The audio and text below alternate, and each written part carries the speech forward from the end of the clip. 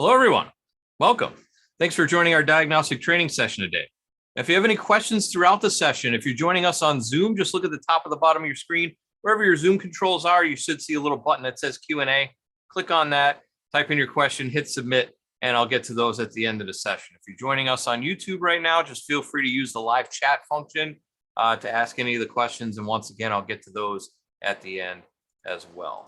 So my name is Jason Gabrinas. I'm one of Snap-on's national diagnostic technical trainers.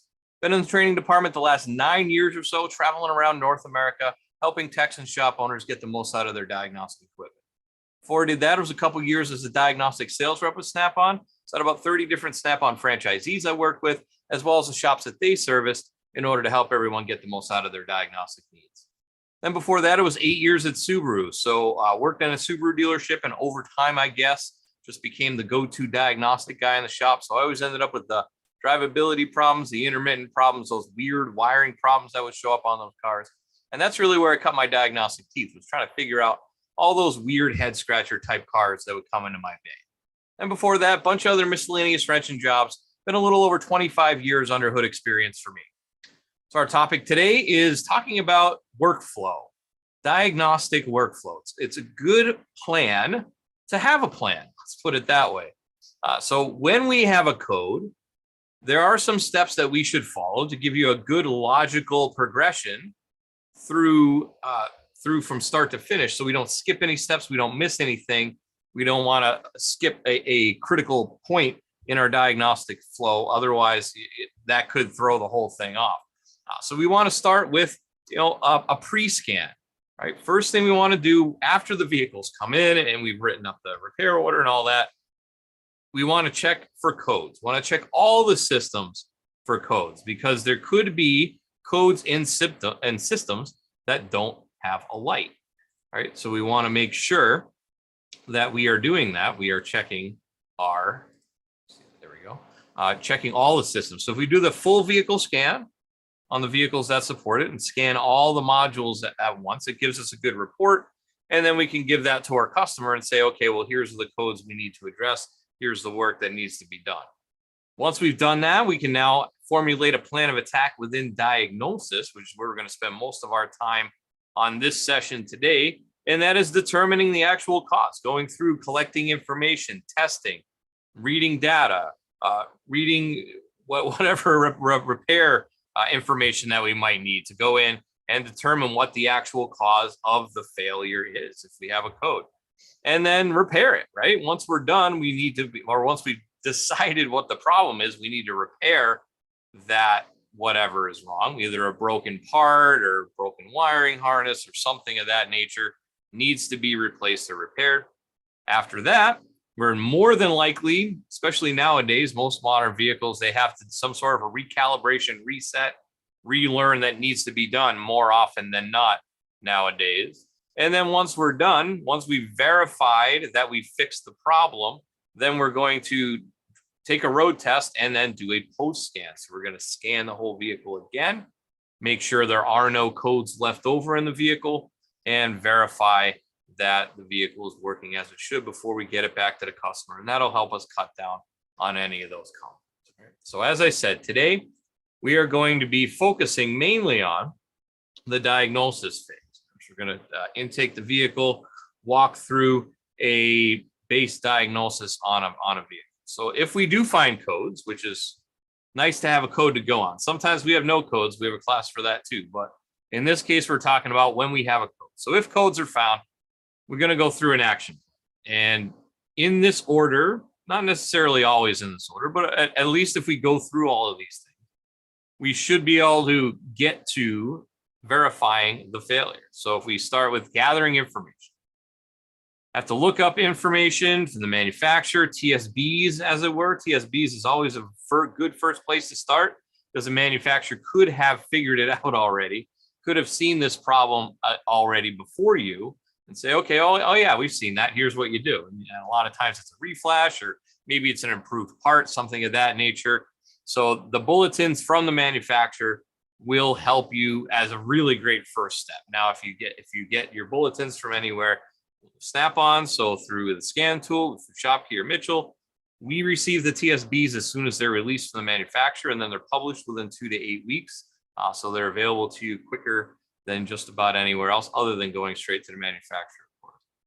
Then we'll go through OEM information. So if we don't have a TSB that fixes it or helps us fix it, we'll go through our OEM repair information. Is there a diagnostic chart we need to go through? We also probably want to pull some real world repair information, right? We want to be able to see, okay, what have other techs done in this particular situation with this code? What are other things that may have fixed this vehicle? Probably want to check the data stream as well. See the data coming out of the computer, see whether or not it matches what's supposed to be good. Then we can do functional testing. So if it's a component that I can actuate with a bidirectional control, such as maybe a solenoid or something like that, I can go through and functionally test it. Turn it on, turn it off. Does it turn on? Does it turn off? Does it do what I need it to do? Is the voltage correct? We can do that by component testing as well. I can go through and actually physically test the component and see what's going on with that. And that'll help us verify the failure. We always want to verify that if it's an electronic part for sure, we want to verify the part has failed. Right? Before I go replace it, we don't want to do that old parts shotgun, right? We want to verify that the part is indeed bad. It failed my tests. It's getting voltage. It has proper ground. It's just not working. All right. So we want to make sure we verify the part has failed before we order it, and then we can proceed with the repair that way. So that's what we're going to talk through in this session. So we'll go live earlier than usual on the tool, but that's because we got a lot of stuff to talk about. All right. Before I do that though, before I go on the tool, before I grab my tool out, I think I'm skipping a step or two, right? We need to make sure we write up a repair order for the customer as well. So I got my shop management system here. So I'm gonna just start a new ticket for Joe Johnson, founder of Snap-on, good guy here. All right, and then he has a 2016 Chevy Tahoe. So we'll load that up, go to the vehicle, and then we'll start a work order. So on the work order, we can add in, say, symptoms. All right, so we have this nice symptom chart in here. It's going to tell us what the problem might be. So we could say, maybe it's a surge or a chuggle, or maybe it's a, that's always a funny one. Or maybe the exhaust sounds loud, or airbag lights on, exhaust. Yes, I just said exhaust. Insufficient heat, whatever it happens to be. You can go in here and say, okay, well, that is what I have going on. So I'm going to hit save there, and it's going to save it on the work order, and it pulls it up. So I would need to diagnose a drivability problem in this vehicle. So there's my repair order there. So now we'll break out the scans. So say we got a drivability problem, and we also probably have a code. Maybe we have an engine light. Maybe we don't have an engine light. That's the other thing too, because we don't always have engine lights when we have codes, right? That's why we want to do that full vehicle scan in order to go through and see, okay, does it have an engine light on? Does it not have an engine light on? Does it have a code in a module that doesn't have a light associated with it? Some of those things could affect the vehicle. So we'll go into my scanner here. And this is important actually enough to talk about here. So we get calls from time to time in tech support about things of this nature. So this is a screen that comes up on the Zeus, comes up on the Veris, and it actually applies to really any of our tools. It's very important to make sure in this day and age that we have the key on before we hook up our scan tool, and I'll tell you why. There is a function in our scan tools is called instant ID. So what it does is whenever the tool sees power, plugging it into the car, as soon as it sees power, that signals the tool that, hey, it's time to check the ECM for a VIN. We find a VIN, it pulls it back, and it decodes it for you. It takes usually only a few seconds to do it. But if my key is off when I plug in the tool, and then I plug it in, it's still going to get power because there should be constant power on pin 16 as long as the fuse is good.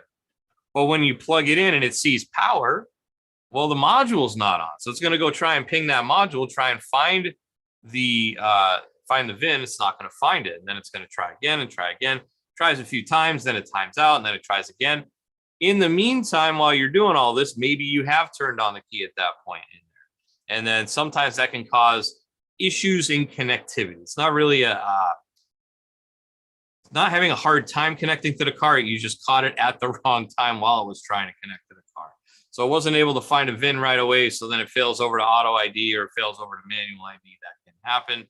And then we have people calling and saying, well, it's taking a long time to hook to the car.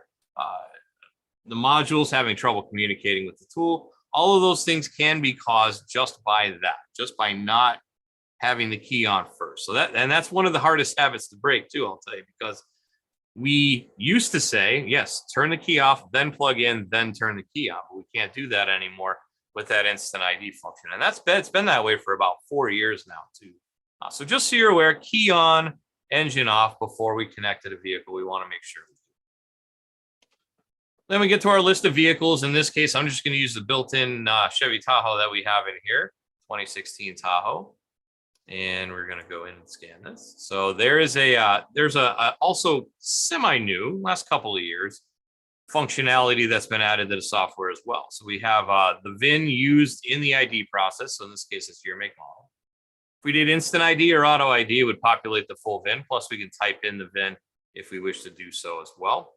On vehicles that support it, it'll also pull the odometer out of the odometer pit out of the ECM too. So on the vehicles that support it, it'll automatically populate. You can also type it in manually. And then same thing with a license plate number. So I want to be able to identify this vehicle later in my vehicle records, my vehicle history. On the tool, I can simply look up the license plate number and do it that way. So it's always good practice to have all this information available, if anything, at least on the repair order, if not in the scan tool, to help you kind of manage things in the tool as well. So I'm just going to hit OK, and it's going to tell me I'm done. All right. So this is our landing page for this vehicle. You can see all of the engine, transmission, all of that stuff's down here at the bottom, right? So it's pretty much any scan tool can be able to get you to, engine, transmission, etc. So it's just, we have them broken down by category, which makes it a little easier when we have a ton of modules like this. So steering and chassis all in one section, seat controls, etc. Everything's kind of partitioned out, makes it a little easier to find things. Now I could just go in the engine. If I have a drivability problem, I have an engine light, maybe I want to check it for codes, I could do that. But remember how we said the first thing we want to do is we want to scan the whole vehicle, check all the modules and see if there's any codes in those modules. So we'll just hit the code scan here. And you'll notice we have a pre-scan and a post-scan. Fairly self-explanatory, but a pre-scan is what you would want to do first. When the vehicle comes in, before you do any work, hit the pre-scan, and then it'll scan all the modules. So we're going to do that. While it's doing that, I'll take a sip of water. It's hot today. Very, very hot today. All right. So you saw that it came up with some codes, and you also may have caught that the screen flashed gray there for a second and then went away. So what happened when the screen went gray means that it saved this report, saves it to the tool, and it also uploads it to the free Snap-on cloud service that you have access to as well, if you're using a Snap-on tool, of course. So I can scroll through and see what do we have going on. It looks like everybody else has a green check mark. That means it's good. And then if I go all the way down to the bottom, you'll notice it also checks mode 3 in the OBD2 codes and also the permanent codes in mode 10. And then it gives me my readiness monitors listed down below, either to see what's complete, what's not complete. Of course, that's good for verification after the fact as well. I'm going to go back up to the top and we'll find this P0300. Before I do that, I did talk about that report. So 2 places that it's stored. Like I said, it does store on the tool. It also stores up in the free Snap-on cloud service. So I'm going to come down here to the file folder and pull up my vehicle. You'll see it does list the codes over here, and it does list a vehicle system report over there. It looks like it's taken a second to upload today, but if once that uploads, it would turn blue with a check mark. Right now it's white. We can just click on it and open it up. There we go.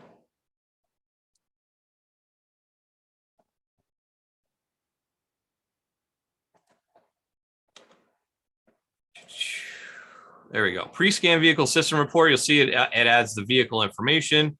And then my code scan results down here. Here's the systems with codes. Here's the system without codes. And then it gives me a little bit more detail down at the bottom. Now I could share this with the customer. I can print it out from here, or I can also share it via email, Or if I want, I can also use that free Snap-on Cloud service. So all I got to do, back up here and go home.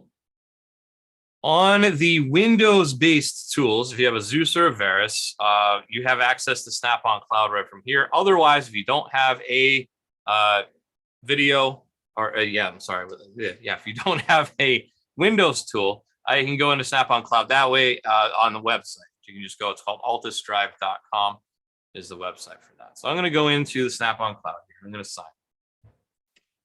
Even though that one didn't want to upload for some reason, I still have plenty of them up there. So.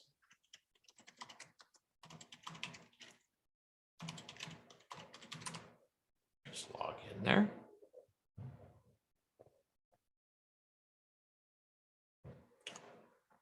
Okay, so here's some vehicle system reports we have right here. There's just, for example, so I'm just going to pull this one up. This is one I worked on the other day. And you can see that we have, first thing it's going to tell us is a bunch of tags. It's going to tag it with all the codes that it has. It's going to tag it with the VIN, year, make, model of the vehicle. All of these terms are searchable. So you could go through, and if you have hundreds of pages of files, you can go through there and search all of them and find it. You can also add your own tags in there as well. If you want to view the report, you can click on it. It's going to open it up in a new window. And then it's going to look exactly the same as it did on the tools. It's got the VIN, and it's got systems with codes, systems without codes, etc. So I'm just going to go through all that. Now, if I wanted to share this with my customer, I can go over here to this link.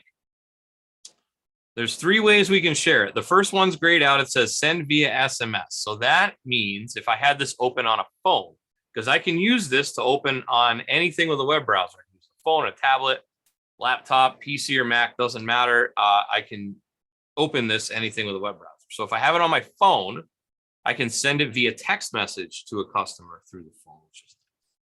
I can send via email as well. So if I have a default email client set up on my machine I'm using this on, like Outlook or something like that, I can click on that. It'll open the new, either it'll open the email client, it'll compose a new email, and it'll put a link in the body of that as well. And then I also have copy to clipboard. So if I wanted to copy this link, for example, I'm going to do that right now. So I can copy it to the clipboard, and then maybe I wanted to add that into my ticket in my management system. So I can come over here, and then in that case, I can go up to notes and I can paste it as a note in there. So now you'll see that I have this file here, and I can paste that into a web browser, and I would be able to link back to that at any time. So all I have to do is hit done. And then it's going to leave a note right there. That's always going to stay with my repair order. Makes it a lot easier to keep track of things and have them. All right. So that is my pre-scan. Came in, shared it with the customer, got authorization from the customer to say, hey, okay, looks like you got some codes there. Let's go through and we'll diagnose the codes. I'll give you an hour or whatever it happens to be for diagnosis. So we'll go back in our scanner. And we see this P0300 and a 446. So I want to start with the one on top. I'm just going to start with that P0300 code. And since I have this on a Zeus, I have Fast Track Intelligent Diagnostics. Now, not all of our tools have this, but on the tools that do, so that'd be the Zeus, the Triton, and the Apollo, either of them, you would have access to all this information right at your fingertips, right on the tool. Otherwise, if you don't have one of those tools, you can go into wherever you find your information and gather it all up. Might take a little bit longer, but you'd be able to gather it, be able to gather that information as well. So first things first, we want to think about this like a book. I'm going to read it like a book, top to bottom, left to right. So the first thing we want to check, we said already, was TSBs. Now it looks like there's 2 TSBs for this P0300 code. Now that is key. So it shows me how many bulletins are available for it. So if there's 1, or if there's 8, or if there's none, I can know at a glance whether or not there's a TSB. So we're going to open that up. And you'll see I got 2 TSBs. So the first one says engine misfire may be due to loose spark plug wires. So we'll go in there. And you can see it comes right from the manufacturer. It's got my reference numbers up there. And then in this case, it comes down to some plug wires. Also notice how there's a C-clip missing right there. So there's a C-clip right there. It's supposed to be clipped there. It keeps the tension on the post on the ignition coil. Now that's the key point to this. It's not on the spark plug end, it's on the coil end. Usually when you're checking for misfires, if you're not being thorough enough, I guess, you might pull it off a plug and take a look at the plug, take a look at the wire there, but you might not think to go check it on the coil end. Now, this is a vehicle, it's got a coil near plug system. So there's a coil on every cylinder. It's like on the valve cover. And it's got a short little plug wire that goes to each plug. So in this case, that's on the coil end. So if I were to, let's say in this example, I go and I see this bulletin. I'd never seen this before. And I say, okay, well, maybe that's a thing. So let's go over and go pop the hood and look underneath and pull it off. And sure enough, you find out that, hey, maybe there's a clip missing right there. Maybe all of them have clips missing. I would think it wouldn't be a stretch to suspect that maybe an aftermarket set of wires might not necessarily have that on there if they didn't think it was all that important when they designed it, right? So maybe it's an aftermarket set of wires. Maybe it just somebody was messing around with it, pulled it off, the clip fell off. That could happen as well. So let's say in this scenario with Joe Johnson's vehicle that came in here, that yes, indeed, that was the case. We pulled it off and lo and behold, there was missing some clips and it was kind of loose on there when we pulled it. So replace the plug wires, but we have another problem. So let's go back and let's switch to that 446 code. So I got this little switching button right there. It lets me switch between codes. Now we see it looks a little bit different, right? Refreshed. No TSBs. So that's the first place we would have started. No TSBs referring to the PO 446. So I guess we're good there. And we move on to our top repairs graph. So the top repairs graph is based on over 2 billion real world repair orders that we check for complaint cause correction. What was done on this P0446 on a 2016 Chevy Tahoe? So it looks like number one overall was replace the evap canister vent solenoid. And then number two is replace the canister itself. So if we see there's number one and number two, and that's overall. But if we look over here on this lower mileage, say about 25,000 miles, the evap canister outranks the vent solenoid itself. So depending on your mileage, this graph could look a little bit more complex. And depending on your mileage, it may be, in fact, something different. So you always want to check that mileage against where the graph is as well if you're using it. This is, like I said, real world repair information from real world techs and real world repair orders. So things that have been fixed and have shown up on the repair order as well. So we got replace the canister, replace the filter, replace the purge solenoid, replace the gas cap, clean the canister vent solenoid. So there's another one. So we could have replaced, cleaned, adjusted. Many different functions can be done with that. So in this case, it looks like evap canister vent solenoid, evap canister. All right. This gives us a good idea of where we might be looking. Since it's an vent system performance, might be looking at the vent. Go down a little bit further, we'll go to Smart Data. Now, what Smart Data does is it takes all of the PIDs that are available for the vehicle, filters it down to just the PIDs that I need for that problem at hand. So for this P0446 code, we can see 1, 2, 3, 4, 5, 6, 7, 8, 9, 19 different PIDs for this particular problem. So it's a vent solenoid valve, whether it's venting or not, purge solenoid percent, etc. Now, if we wanted to go and look at the custom data, we can see that there are multiple PIDs that were not selected. So this is something you could do manually. You could build a PID list that way. So it gets rid of the noise. So if you think about the noise that could be going on with max values, whatever goes outside of it, that happens. It turns red, it beeps, the flag lights up, and then my PID data also gets shown. If I have a problem with that PID, and it is supposed to be done at idle with vehicle operating temperature and no load pressure. If I do have a problem with the PID, I can monitor the data and see, okay, is it good or is it bad? Right now it's within spec, but then when it went out and it hit that flag, it went out of spec. But then when it went out and it hit that flag, it went out of spec, and then we had the red data, right? So I can just, at a glance, I don't have to filter through. I can if I want to, but I don't have to filter through all of those different PIDs if I'm using this function. Otherwise, I do. And then another thing that we added is it automatically saved it for us as well. As soon as that PID triggered, it saved it for us. Now, another nice thing that we've added recently in the software for Zeus is this flag tracker down the bottom. Call it Clearview Flag Tracker. So this is our recording window here. This is the cursor where it's actually recording right now. And then we see the flag right here. So that's where that flag set in time based on the recording. If I click on that, it's going to pause the recording and it's going to move my cursor over to that and then show it on the screen. It's going to open any of the PIDs that jumped out of time. So in this case, we can see how it went all the way down there, and we can see where it triggered. Now, if I were to go over here and open that graph, you see I have a dashed line that shows me, okay, well, here's where another PID triggered. The solid red line is the one that triggered. The dashed line is on all the others. It just gives me a reference, seeing, hey, here's where the problem happened. So if I go on a long road, I could do this on a road test too, set manual triggers, or I could just leave it idling in the bay and wait till it goes out of spec. I could do that as well. I could watch over the period of time what flags set where. I can manually set the flags as well. So a lot of good information can be gleaned from that. If I come down here on the bottom, you see I also have my PID data saved. This is the one that I just saved there. So it's going to come in. It's going to load the file, and then there's all my PID data here. I can see what's going on. It also tags it in red to see what was going on with that as well. So 16 PIDs on the screen with that. And this is the scanner data viewer that could be used with any Snap-on scan tool as well. So you can look it up to 16 PIDs on screen at playback if you want to do that. Okay, so we took a look at data. We took a look at TSBs. And let's say, judging by the data, judging by the repairs, that maybe I might want to test that vent solenoid. I'm going to back up a little bit.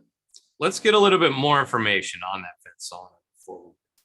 So we could go to functional test next. We could go to guided component test next. I want to go all the way down to the bottom and go to repair information, because I want to see a little bit more about this vent solenoid. So what it's going to do is it's going to log me in. So this is optional Shop Key Pro information. So this is repair information from the manufacturer. And what it did is it logged me in, it logged the vehicle in, and now it's doing a search for the code that I was on. So here's my results. Pretty quick, right? I don't have to walk across the shop. This is all on my scan tool. I don't have to walk across the shop. I don't have to open a browser, log in, and all that. It brings all the information through for me. So it's going to give me OEM results and then related results over here. So you see evap, vent valve, or solenoid. So that's what we suspect it might be. So we're going to get more information now.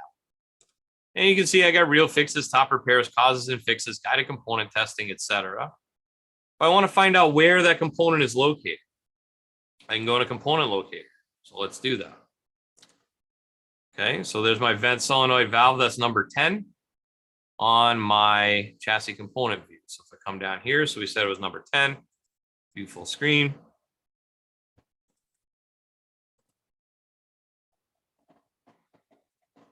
Got number 10 right there in the back, canisters in the back, gas tanks in the back.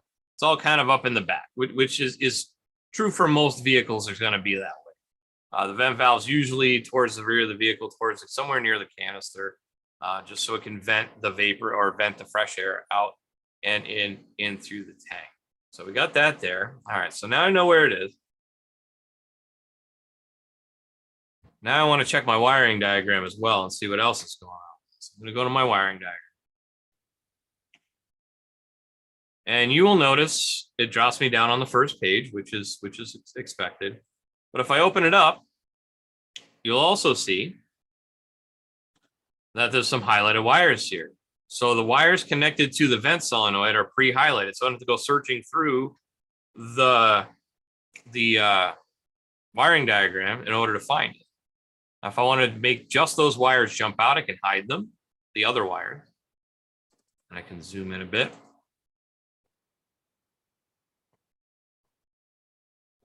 Slide down a little bit. There we go. There's my vent valve right there.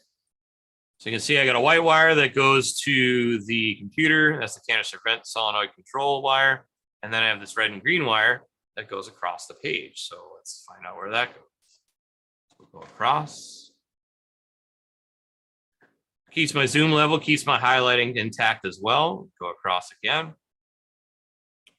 And it goes up the page now.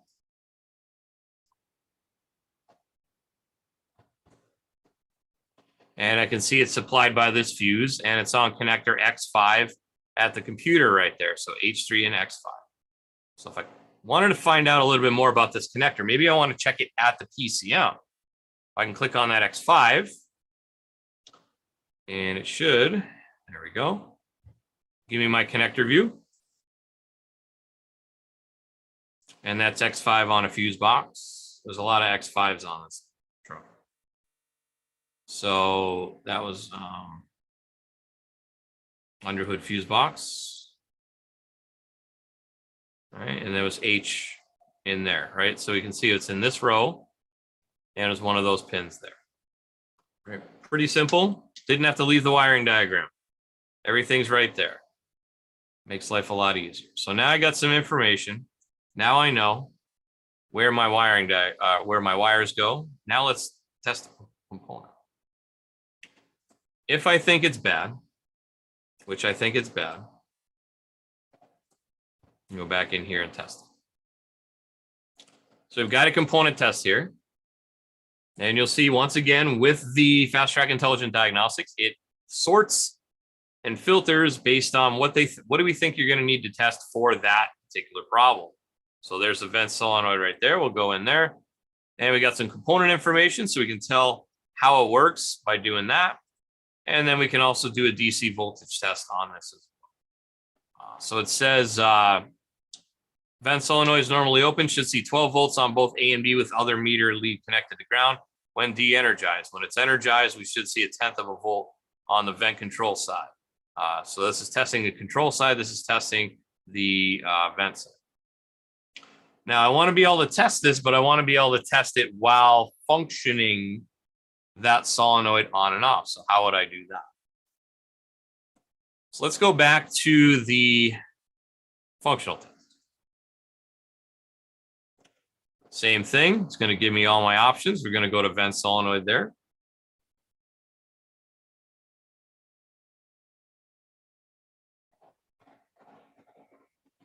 And it's going to show me all of my data. So this is all my PID data. I don't have it filtered out. Just going to list all the data in the evap list. I could go up to custom list up here, and I could change it to look at just the things I want to, make it easier, but I don't have to. In this case, I'm going to set it on or off. So venting or not venting. And I should be able to hear it click. I can do this under the car too, because I'm hooked up wirelessly to the car. Otherwise, you can use a real long cable. So I'd be able to hear that. Now, I want to be able to test this and see the result of that test on the other side of the screen at the same time. So if you have a Windows-based tool, you can do this. If you don't have a Windows-based tool, you can kind of switch back and forth. But in this case, we can look at both. So I'm going to go back home, and I'm going to go into guided component test. We need to pull that guided component test information out. Going to load the vehicle again. Going to go into engine, and we're going to go into evap. And then we have the vent solenoid. Right? So we got our component information, our DC voltage test. We're going to go into DC voltage test. There's that same test I have. AV meter. And we can see I just have a line down there at 0. So what it did for me, though, it's going to show me where my pins are. It's going to automatically set the voltage and automatically set the time base for me. So I really don't have to do any setup on this thing. It's going to tell me where to hook it up as well. So my yellow goes to vent control, which is going to be the white wire, and black to a no good ground. Now I want to see the screen and screen. So I'm going to go up top where it says meter, open it up, hit meter again, makes it a window. I can move it around, manipulate it however I want. Back to the home screen, back to scanner, and I can see the vent control over here. Down to the bottom, pull up my taskbar, I can see my scope, open the scope. I can then drag it to the right, snap, snap. Now I have my controls on the left and I have my output on the right. So it is normally venting, so that means it's off. So I should be able to switch it to not venting, and I should see that switch to 12 volts on the signal wire, but I don't.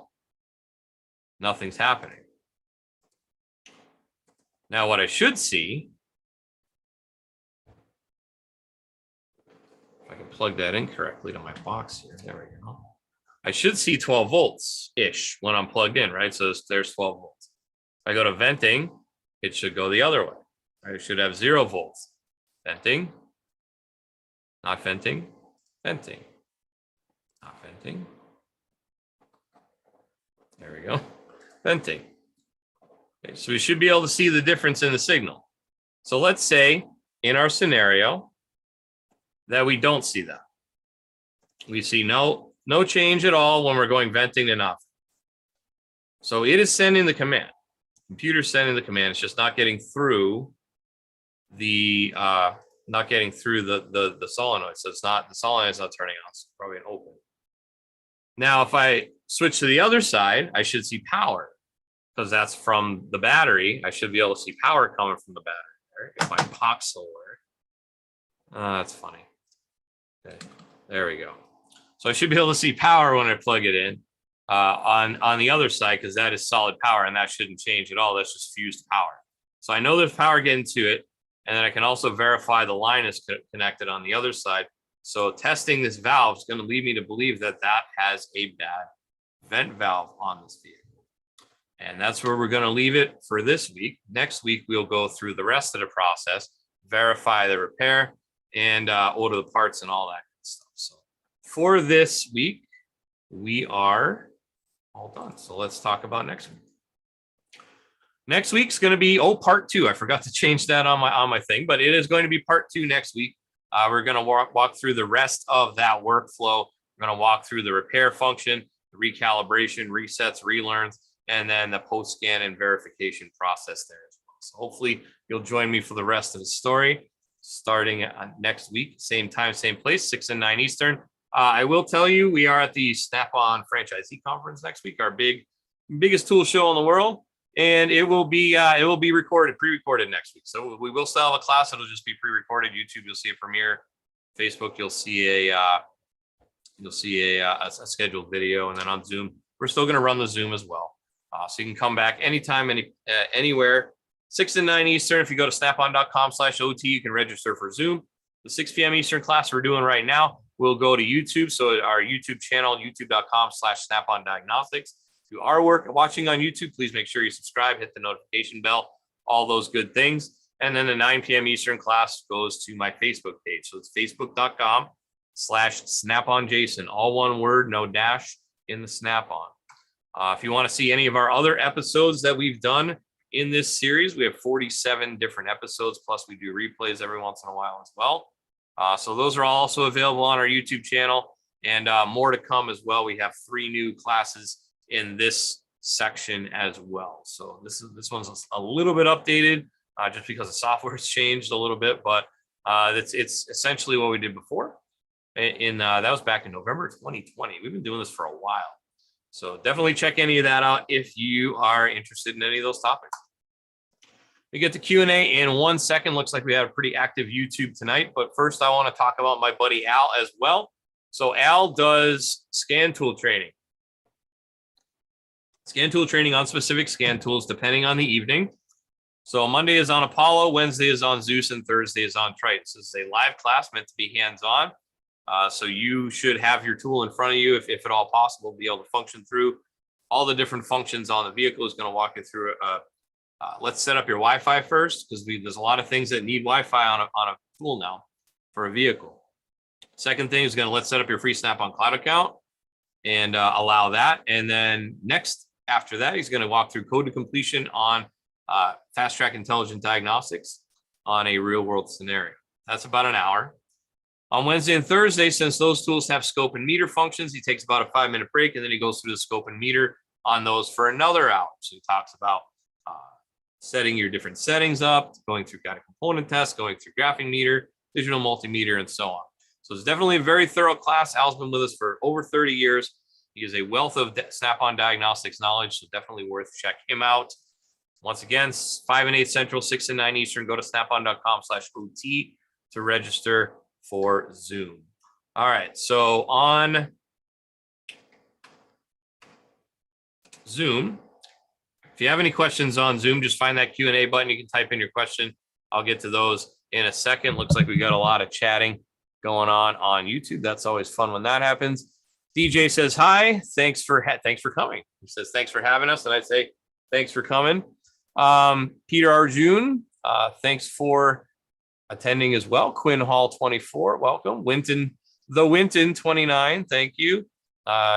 Shuaibu Anas, I think that's how you pronounce that. If it's not, I apologize. But he says hello. Abel, hello. Thanks for coming as always.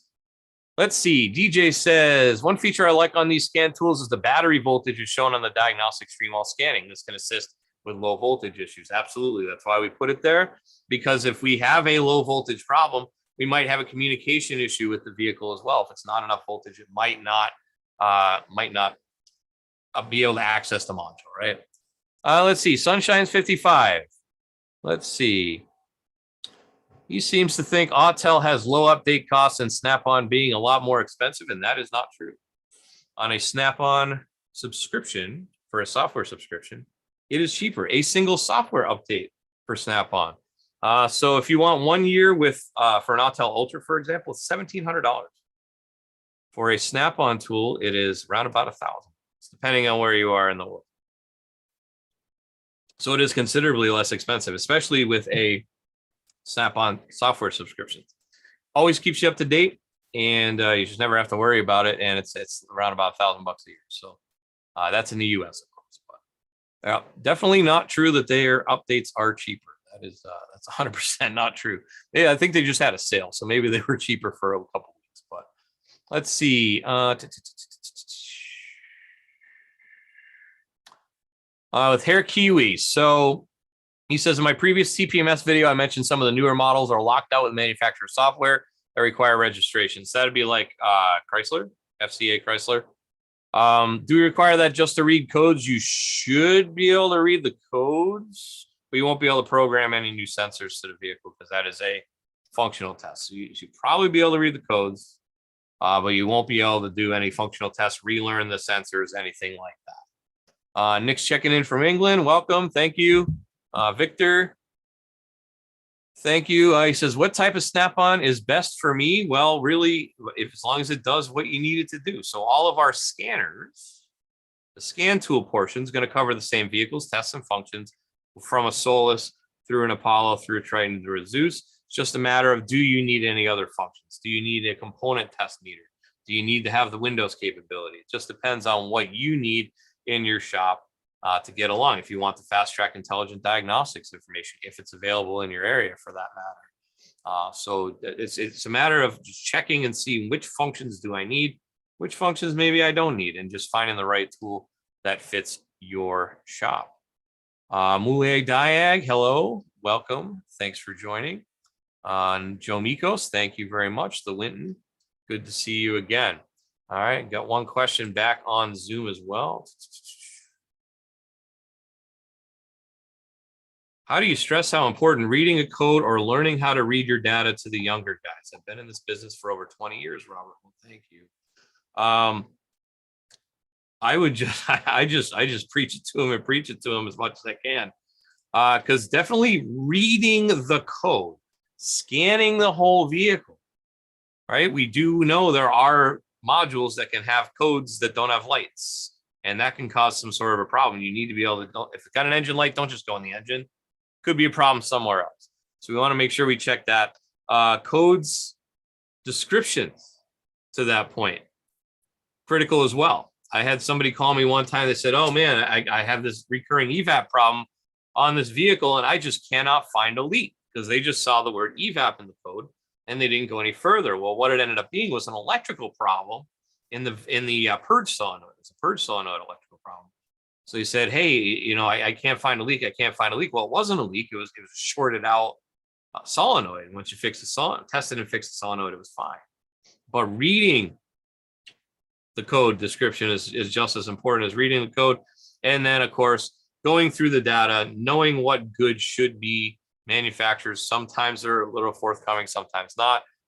There was a period of time, too, back in the day. I know some OEMs just said, oh, yeah, just read the data. Don't worry about having a scope or component testing. You don't need that. Well, that is not a good plan either, because you need to be able to test the component, because the data stream coming out of the computer, well, the computer only knows what it's seeing based on its inputs and based on its program. So sometimes we can have substituted values in there. Sometimes we can have other things, but data can tell you a lot about what's going on with the car, especially drivability, fuel trims, things like that. So I think they're just going to have to maybe learn it the hard way. I don't really know. I stress it as much as I can. Hopefully you do too, being here for 20 years. Hopefully you're stressing it to the up and coming folks as well. Because the other thing is, we certainly need those up and coming folks to stay in the business, because it's not getting any easier and we're not getting a lot of them coming up. Let's see.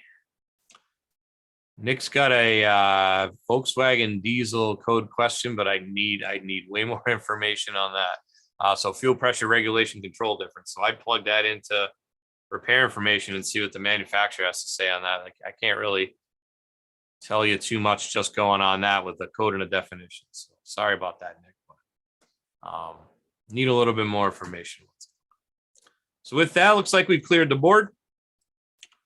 And I'd like to thank you all for taking a little bit of time out of your day to spend a little bit of time with my day and go through our code diagnostic workflow. So next week we will finish off this repair. So we've established that we've gone through TSBs, we've checked our repair information, we've checked our data stream, we've checked our functional test, and we verified that the part is not operating properly by testing it with the guided component test. So next week we'll walk through the rest of the repair, finish it off, write it up, road test it, give it a clean bill of health, and have a nice day. So with that, enjoy the rest of your week. Enjoy your weekend. Hopefully we'll see you next week for part 2. Have a good night and take care.